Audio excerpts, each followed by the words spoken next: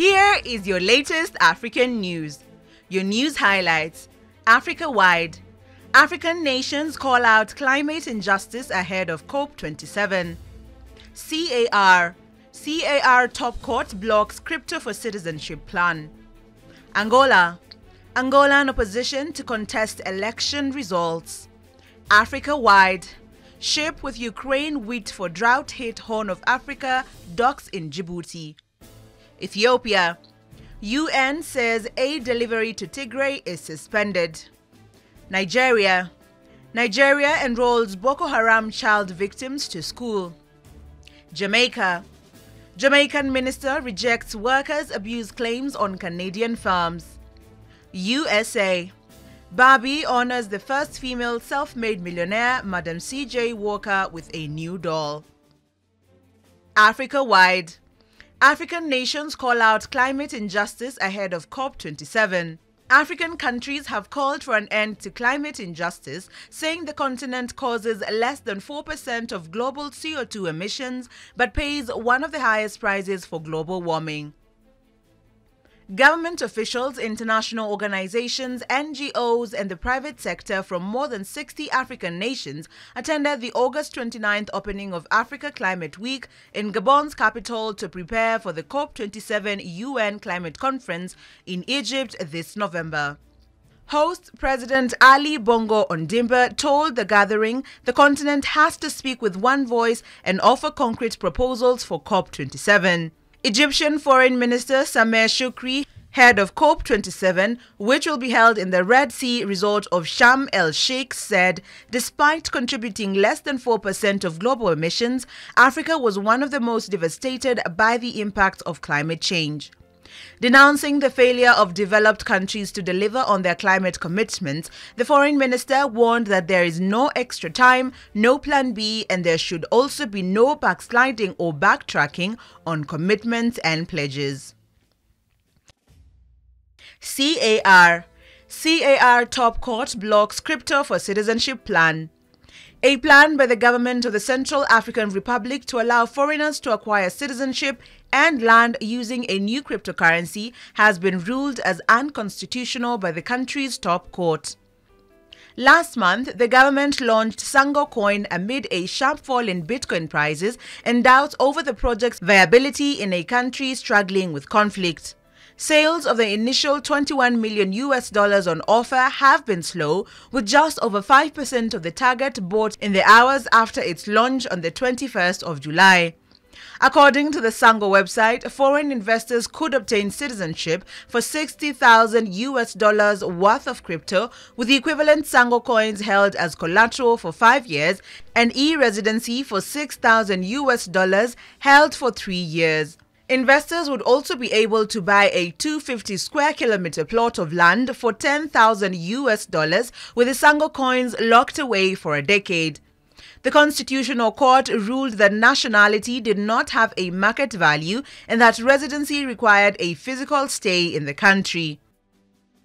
Angolan opposition to contest election results. Angola's largest opposition party, UNITA, says it will contest last week's election results that saw the long-ruling MPLA win a majority. Elections held on August 24th were the most hotly contested the oil-rich country has seen since the first multi-party vote in 1992. Results declared on the 29th of August placed the Movement for the Liberation of Angola, MPLA, as the winner with 51.17% of the vote, securing President João Lourenço a second term. But the opposition National Union for the Total Independence of Angola, UNITA, has said it does not recognize the results from the National Election Commission and will file a legal claim which will have the effect of suspending the declaration of the final results. During the final phase of counting, the party claims not to have been informed of the decision by the Electoral Commission to ratify the results and to not have received a copy of the tables of the final results. Candidates have 72 hours after the announcement of results to file a claim to the Constitutional Court contesting the ballot. Africa-wide. Ship with Ukraine wheat for drought-hit Horn of Africa docks in Djibouti. A UN chartered ship loaded with Ukrainian wheat destined for millions at risk of starvation in Ethiopia arrived in Djibouti on August 30th. The bulk carrier MV Brave Commander, which is carrying 23,000 tons of grain, docked in the Horn of Africa port city, the UN's World Food Programme said 2 weeks after leaving a Black Sea port in Ukraine. Ukraine, one of the world's largest grain exporters, was forced to halt almost all deliveries after their conflict with Russia in February, raising fears of a global food crisis. Exports of grains and other foodstuffs and fertilizers from 3 Black Sea ports resumed at the start of this month under a deal between Kyiv and Moscow that was brokered by the UN and Turkey in July. The agreement lifted a Russian blockade of Ukraine's ports and set terms for millions of tons of wheat and other grain to start flowing from silos and ports. Ethiopia, Kenya, and Somalia are experiencing their worst drought in 40 years, and the UN's World Meteorological Organization warned last week that the situation is set to get even worse with a 5th consecutive failed rainy season. Ethiopia. UN says aid delivery to Tigray is suspended. The UN has said efforts to deliver humanitarian aid in the embattled northern Ethiopian region of Tigray have been suspended after fresh fighting broke out last week. The renewed violence, currently concentrated in the neighboring Amhara region, is worsening the crisis amid calls for de-escalation. The UN says that aid delivery by road transport into Tigray has not been done since mid-last week. Flights transporting aid workers have also been suspended and operational cash is not being delivered. Nigeria. Nigeria enrolls Boko Haram child victims to school. Nigeria's northeastern Borno state government has launched an ambitious school enrollment program for thousands of children displaced by the Boko Haram jihadist insurgency. The state governor, Babagana Zulum, launched the initiative in Monguno town, where victims of the conflict have been staying in camps after being displaced from their communities. Some 7,000 children were registered to primary and junior secondary school in the first phase of the program. The authorities say many of the beneficiaries are children orphaned by the violence and that the project is targeting more than 20,000 children across the state. The insurgency, which began in 2009, has killed tens of thousands of people and displaced millions of others in northeastern Nigeria and several neighboring countries. It forced many children to abandon schools and others could not be enrolled at all.